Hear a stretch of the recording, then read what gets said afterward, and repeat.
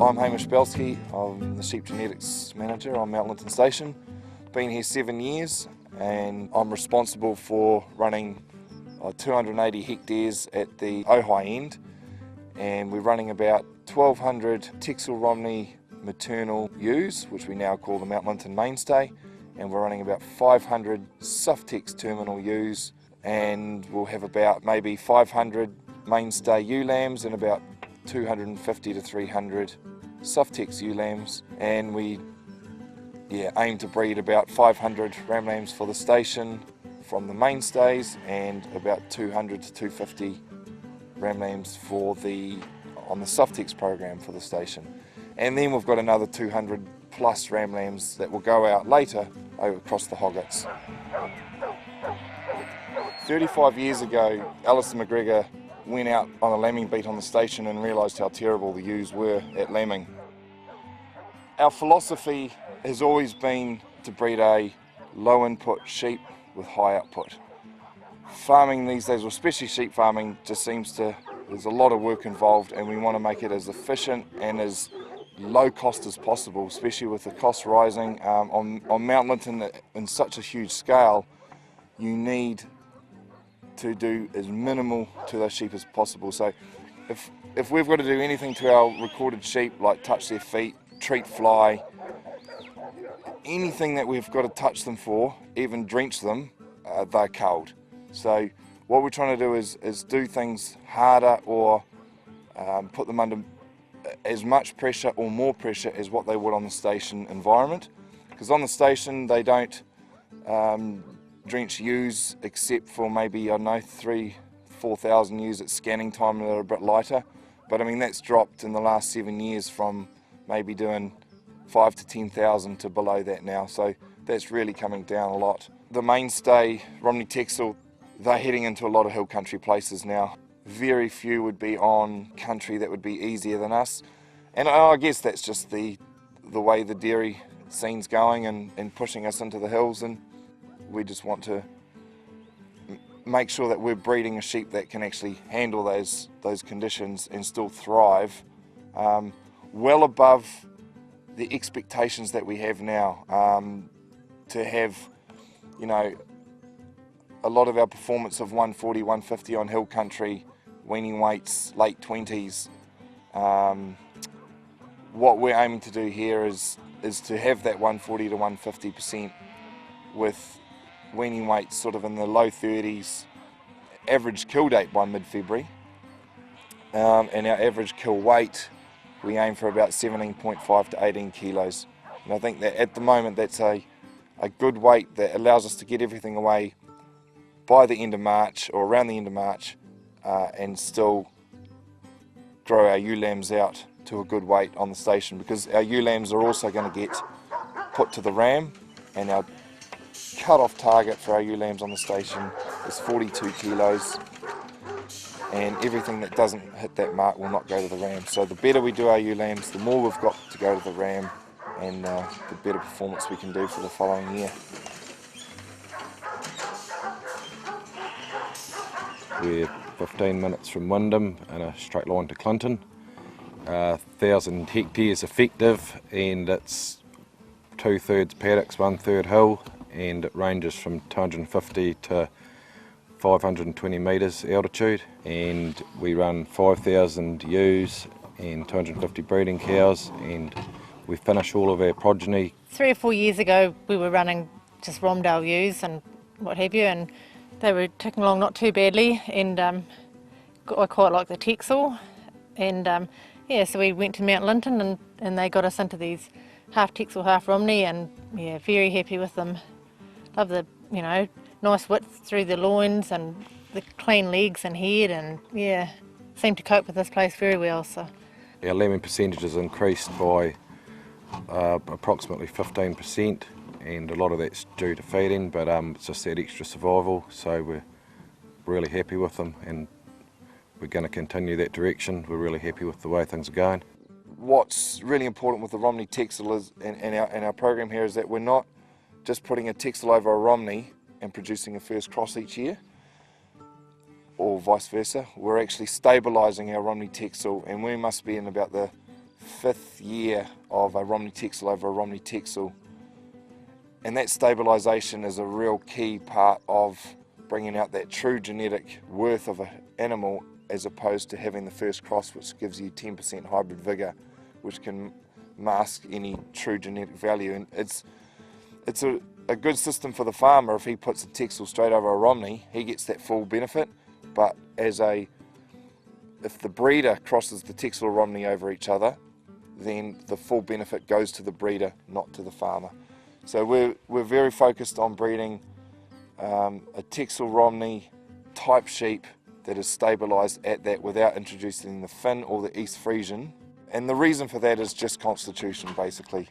We believe with the recording and DNA technology that we've got, we can actually produce a very fertile, not just as an older sheep, but as a hogget and a two-tooth, with the way that we can use our recording system now. The aim of the game is what we're doing here with these ram lambs is taking off the top index ones, and as you can see here on the screen, we've got one here at $24.51. So that's all been uploaded from our SIL reports on the genetic data, and I upload the dual purpose production index and the dual purpose overall index and the terminal sire index, which tells me a rough idea of their breeding performance.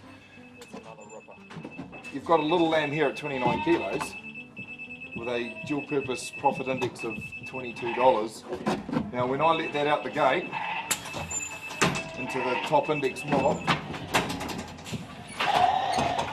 that lamb there by eye you would not pick it to go on your ram team, but it's probably a later born twin out of a hogget. So genetically it'll pass on really high producing progeny, and that's what we're trying to do here. Getting a DNA sample out of the ear, it's what we call the 5K snip chip.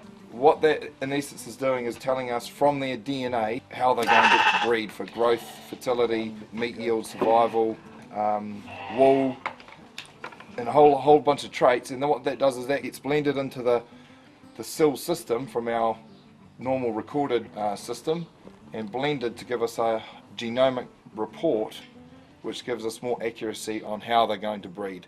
Over time, and we gather more data like their weaning weights, their autumn weights, their eye muscle scanning, their CT scanning, then their daughters start scanning. Each lot of information that goes into the computer system and then into SIL all builds to building a more accurate picture on how they are going to breed. And then once they are actually ram lambs that have got progeny on the ground and then daughters lambing, that's when the EBVs, which are estimated breeding values, that they become what I'd call true TBVs, or true breeding values. So we know that that ram or that ewe is going to pass on those quality genes or those inferior genes. Everything we try and do here is to produce a really top quality product for the customer that is in demand, not just numbers through the gate. I mean, that's a huge part of our program. That's the same with our Angus program, same with our sheep program. The two things that really, I guess, help us produce a quality product is saleable meat yield, and the other one's pH, which we haven't got a decent measuring system yet, but we'll you know, those are the sorts of things that we'll look to in the future to come about with more consistency for our product, but not just our product, but our New Zealand lamb. So that's increased our meat yield results tremendously over the last 10 years by CT scanning, and now we're above the 80% threshold at Alliance, which gives us the $6 extra on top of the scheduled price, and that's all for doing no more extra work. So it really does pay dividends, and when you invest that, I don't know, $25,000–$30,000 into CT scanning, but get a return of, let's say, $5–6 per lamb over 35,000 lambs, and that will increase to 40 plus. It's a really good return on our investment. Last 3 years they've yielded 85% to 87% over the whole lot, and all the lambs have been killed at 18 Ks. The last 3 years as well, it's been really consistent, so we're really pleased. Just because our lambing percentage has gone up, we haven't gone too high in our weights. The wool side of things, We're aiming to do about 5 kilos of wool a year, sharing twice a year, obviously for management reasons. Wool quality is a huge one as opposed to wool weight. You know, to have a fleece that breathes, that doesn't get fly strike, or, I mean, for us, fly strike's not a major issue compared to further up north, and so we've got to be acting as though we are in a high fly challenge. Worms down here, I mean, they're just as much as a challenge as anywhere. In a wetter climate, nematodes can really smoke your lambs, so our lambs go through long periods without being drenched. So they might get a drench at weaning time, and then 2 months later they'll get their next drench, and then maybe one more before they go out to the ram at the station. So we're trying each year to reduce the number of drenches, and maybe one day we'll get down to one, and maybe we'll get down to none. I mean, that's a long time in the future, I believe, but you know, at times here you can go for 3 months without drenching if it's dry, and then within 3 to 4 weeks after a good rain it can flare up pretty quick. We might be doing dagging 40 to 50% now, whereas we used to be doing 70 to 80%. So that's just saving a huge amount of time and money that way. And it's not even just the use side of it, it's also the lambs going to the works. When you crutch up your lambs, you don't want to have to 10 days time when they're off on the truck to redo, you know, 20% of them. That's a huge cost to us. Lambs at weaning these days just go straight onto the truck. Very little dagging at all. We're not breeding sheep here to be the highest output we can. We're trying to breed sheep here that give the highest output for the lowest input. It's a philosophy we believe that will be carry us through the next 30, 50 years. With Mount Linton being 1/3 tussock country, 1/3 developed hill and 1/3 downs, we need a sheep that can go between all three successfully and still produce top lambs at the other end of it, and also get through the winter with ease.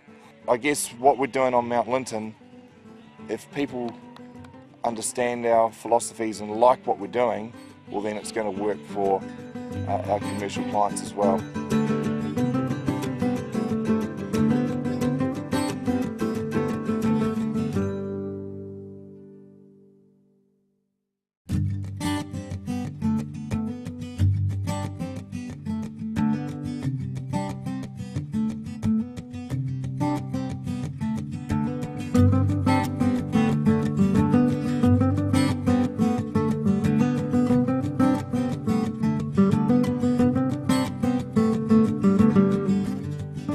Hi, I'm Kerry Lewis. I'm the General Manager at Mount Linton Station. Mount Linton's situated in western Southland at the foothills of the Takitimu Mountains. We farm from about 250 metres above sea level up to 950 in a climate that's very challenging during the winter but summer safe. We have 93,500 stock units. That comprises of about 42,500 ewes plus replacements and 2,500 cows plus replacements.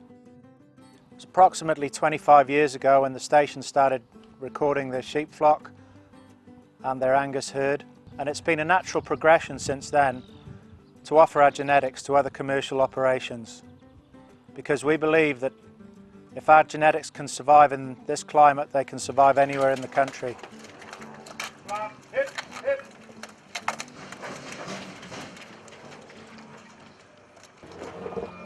What we're doing here today is we've got Bill and Judy Austin from ultrasound scanning here, and we are carcass scanning our heifers.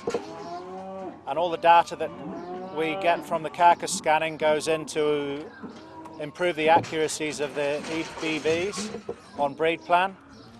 Now, we've had a very strong focus on carcass, particularly on marbling over the last 4 or 5 years. We've always had a strong focus on rib and rump fat, because the relationship between rib fat and fertility is well proven, so that's always been part of our program. But more recently, we've had a stronger focus on the IMF without having to lose any of the rib and rump fat. There's no mileage in chasing a commodity product, which is why we've been using high performance carcass genetics with our bulls. There's no doubt the relationship between intramuscular fat and eating quality is very strong. So we're trying to turn that commodity into a niche product, and every year through using these high performance genetics we're getting closer and closer to our target. Since we've started using the high carcass performance genetics, we've noticed that our carcass data is improving dramatically every year. We're now able confidently to marble score up to 6 off grass and regularly achieving 3s and 4s. The people who are buying this product are price indifferent, meaning they don't care how much it costs as long as they get a great eating experience with all the health benefits of grass-fed marbled beef every time. We know this because we've proven it ourselves in our own commercial herd. We're finishing 1,000 steers every year, and we've been marble scoring these carcasses at the abattoir on a regular basis for the last 3 or 4 years, and the progress we're making there gives us full confidence that we're on the right track. We are Richard and Claire Barnett, Port Levy, Banks Peninsula. We farm 1,050 hectares, just under 3,000 ewes, 2,950 odd breeding ewes and 150 mixed age breeding cows with 40 replacement heifers under that again.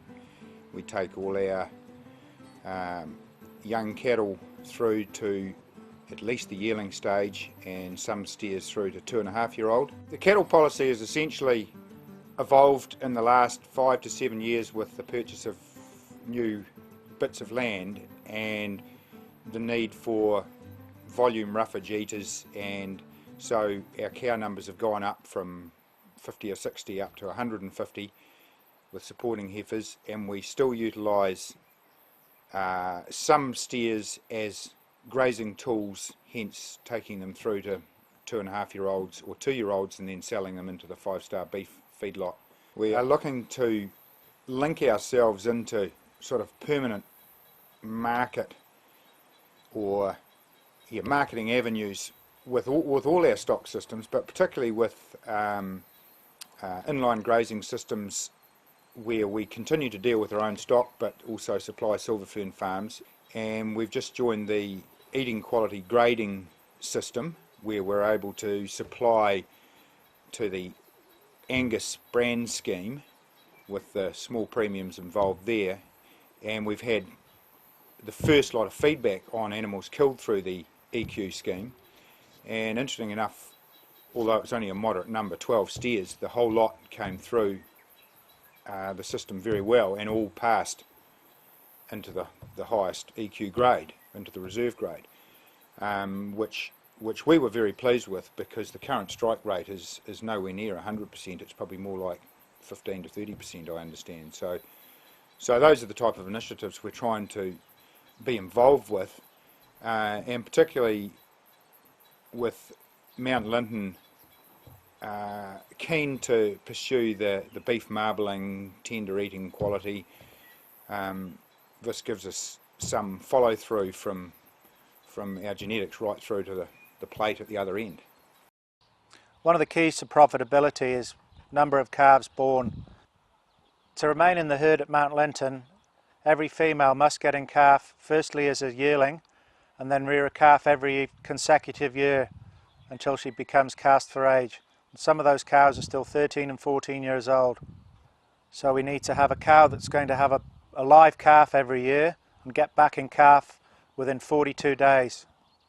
So we don't mate for any more than 2 cycles, and that's the same for our mixed age cows and our first calving heifers. And we always mate our heifers as yearlings irrespective of the current climatic conditions. We've mated 2-year-old heifers for a long time now, probably as long as I can remember, the last 10 or 12 years anyway. Obviously small numbers until the last few years, but we've successfully done it for the last 2 or 3 years with 30 or 40 2-year-old heifers, calving to actually any of our Mount Linton bulls. They're all got low birth weights, and we haven't had any issues getting the heifers in calf, and no issues at all at the calving end either.